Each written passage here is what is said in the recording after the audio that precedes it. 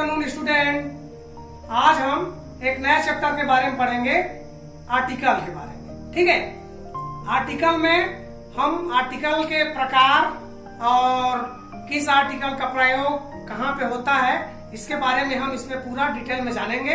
तो आइए हम जानते हैं आर्टिकल क्या है। ठीक है, आर्टिकल किसी व्यक्ति, वस्तु या स्थान को इंडिकेट करने के लिए आर्टिकल का प्रयोग किया जाता है। ठीक है, ठीक है। आर्टिकल दो प्रकार के होते हैं। पहला है डिफिनिट आर्टिकल और दूसरा है इनडिफिनिट आर्टिकल। ठीक है, तो डिफिनिट आर्टिकल में क्या है? द। डिफिनिट आर्टिकल क्या है? द।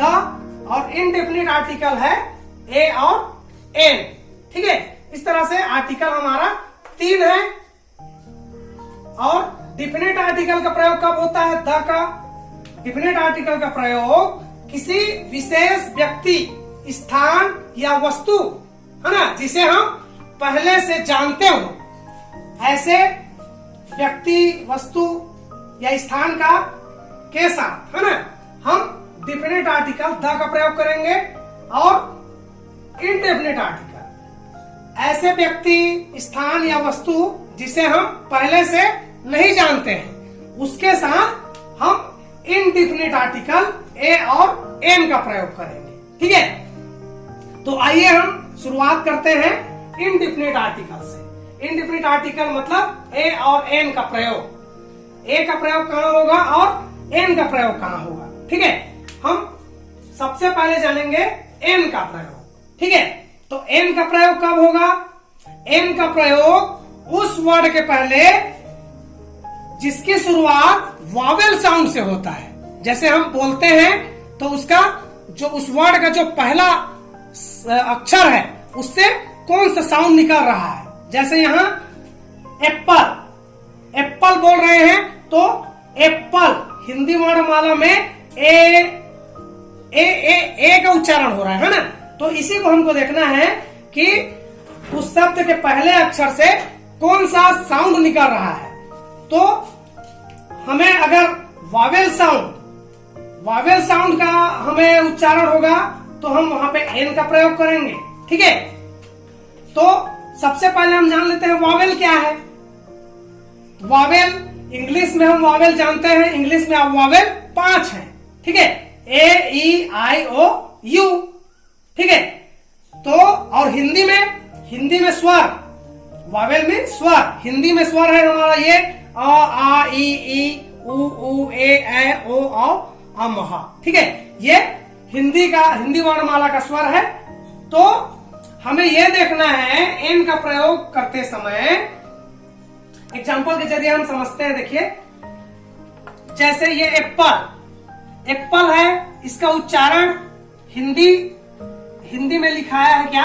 ए अथवा प ल, एप्पल। तो इसका जो पहला साउंड है, पहला अक्षर है, उससे कौन सा साउंड आ रहा है हमें? ए। तो ये ए हिंदी वर्णमाला का ये स्वर है। ठीक है, तो इसके सामने में हम स्वर है, इसलिए क्या प्रयोग करेंगे?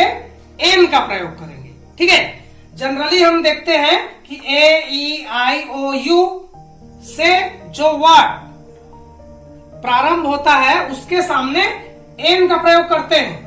और साथ साथ हमें यहाँ पे यह देखना होगा कि ए, ई, आई, ओ, यू से जो वर्ड प्रारंभ हो रहे हैं, है ना, जो शब्द प्रारंभ हो रहा है, उसका फर्स्ट लेटर का साउंड हिंदी वर्णमाला के स्वर से हो, तभी हम वहां पे एन का प्रयोग करेंगे। ठीक है, आइए और कुछ एग्जांपल देखते हैं। जैसे दूसरा देखिए, यहाँ पे ऑरेंज। ऑरेंज को हिंदी में हम लिखेंगे क्या? ऑरेंज, जो आ से चालू हो रहा है, आ। और आ हमारा क्या है? हिंदी वर्णमाला का स्वर है। ठीक है, तो यहाँ पे एन का प्रयोग होगा। ठीक है, ओ भी है और इसका उच्चारण आ से हो रहा है, इसलिए यहाँ पे एन का प्रयोग। वैसे ही तीसरा है एग।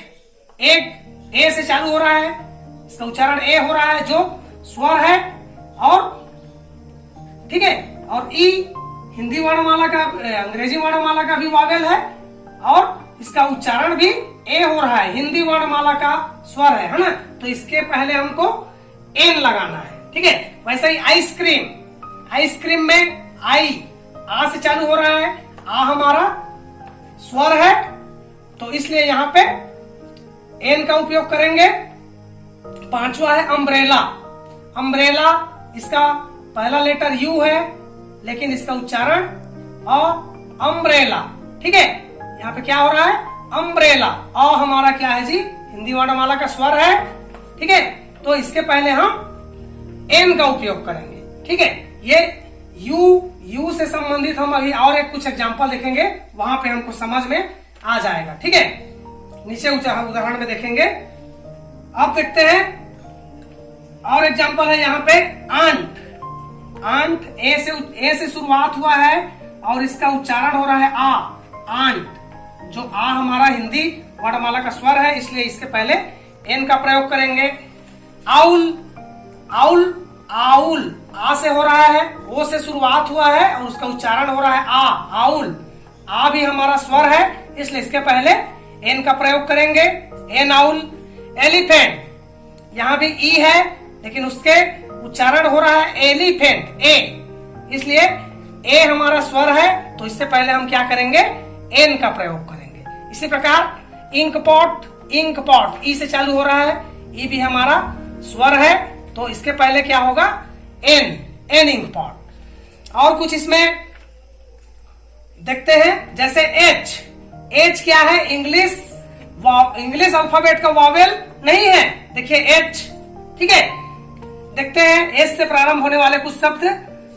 ये आवर, यहाँ पे एच से शुरुआत हुआ है जरूर, लेकिन यहाँ पे उच्चारण क्या हो रहा है, आवर, आवर, ये एच जो है वो साइलेंट हो जा रहा है। ठीक है ना, तो यहाँ पे आवर से चालू हुआ है, जो अ हमारा क्या है, हिंदी वर्णमाला का स्वर है, इसलिए यहाँ पे एन का प्रयोग होगा, एन आवर। वैसे ही दूसरा है ऑनेस्ट, यहाँ भी एच से प्रारंभ हुआ है ये वर्ड, लेकिन इसका उच्चारण हम क्या कर रहे हैं, ऑनेस्ट, यहाँ भी एच जो है वो साइलेंट हो जा रहा है। ठीक है, तो आ स्वर है, इसलिए यहाँ पे एन का प्रयोग होगा, एन ऑनेस्ट। ठीक है, इस प्रकार से एन का प्रयोग उन वर्ड के पहले करेंगे जिनका शुरुआत वॉवेल साउंड से हुआ हो। ठीक है, जैसे ये जितने भी हमारा हिंदी वर्णमाला का स्वर है, इनसे उच्चारण होना चाहिए उसका फर्स्ट लेटर किसी भी वर्ड का, तब हम वहां पे एन का प्रयोग करेंगे। अब हम देखते हैं ए का प्रयोग। ए का प्रयोग कब होगा, ए का प्रयोग उस वर्ड के पहले होता है जिसकी शुरुआत कॉन्सोनेंट साउंड से होता है, कॉन्सोनेंट साउंड। ठीक है, कॉन्सोनेंट, इंग्लिश के कॉन्सोनेंट को हम जानते ही हैं, ए ई आई ओ यू को छोड़ करके जितने भी बाकी बचे जो लेटर्स हैं, बी सी डी है ना, F G H J K L M N P Q R और एक्स वाई जेड तक, तो ये सभी कॉन्सोनेंट हैं। और हिंदी में कॉन्सोनेंट व्यंजन क ख ग घ अंगा से लेकर के अक्षर तक। ठीक है, तो हमको यहाँ भी जो वर्ड है उसके फर्स्ट लेटर को देखना है कि उससे कौन सा साउंड निकल रहा है। कॉन्सोनेंट साउंड निकलेगा तो हम उसके पहले ए का प्रयोग करेंगे। ठीक है, आइए भी इसे भी हम कुछ एग्जांपल के जरिए समझेंगे। जैसे पहला एग्जांपल है, ये पहला एग्जांपल है बुक। बुक हिंदी में हम लिखे इसको बुक, देखिए बुक, ब, बी से कौन सा साउंड निकल रहा है, ब, ब, ब हमारा क्या है, व्यंजन साउंड है। ठीक है, व्यंजन है ब, इसलिए हम बुक के पहले क्या लगाएंगे, ए लगाएंगे, अ बुक। ठीक है, उसी प्रकार फैन, एफ है ना, लेकिन पढ़ रहे हैं क्या हम, फैन, तो फ है, फ भी व्यंजन है, इसलिए इसके पहले भी ए लगेगा, अ फैन। ठीक है, उसी प्रकार बॉय, यहाँ भी ब साउंड आ रहा है तो अ बॉय। गर्ल, यहाँ पे ग हो रहा है, ग भी व्यंजन है तो अ गर्ल। पेंसिल, प हो रहा है, ये भी व्यंजन है तो अ पेंसिल। कैट, कैट सी है, क का साउंड आ रहा है, क व्यंजन है, इसलिए यहाँ भी अ कैट। वैसे ही डॉग, डॉग यहाँ पे द व्यंजन है ना, तो यहाँ भी ए का उपयोग करेंगे। इसी प्रकार मोबाइल, म हो रहा है, म भी व्यंजन है, तो यहाँ भी ए का उपयोग। आगे टेलीविजन, ट से ट व्यंजन है, इसलिए यहाँ भी ए का प्रयोग करेंगे। वॉच, वॉच डब्लू से चालू हो रहा है, इसका उच्चारण व, वॉच, व भी व्यंजन है, यहाँ भी व का प्रयोग। चेयर, चेयर भी च से चालू हो रहा है, च हमारा हिंदी वर्णमाला का व्यंजन है, तो यहाँ भी ए का उच्चारण ए का प्रयोग करेंगे। उसी प्रकार टेबल, तो यहाँ भी और टेबल। बस, तो बस, ठीक है। तो इस प्रकार से जितने भी कॉन्सोनेंट साउंड से प्रारंभ होने वाले शब्द हैं उनके पहले हम ए का प्रयोग करेंगे, और जितने भी वावेल साउंड से प्रारंभ होने वाले वर्ड हैं उसके सामने हम एन का प्रयोग करेंगे। इसमें जैसे कुछ और देख लेते हैं, जैसे यू के बारे में मैं बोल रहा था।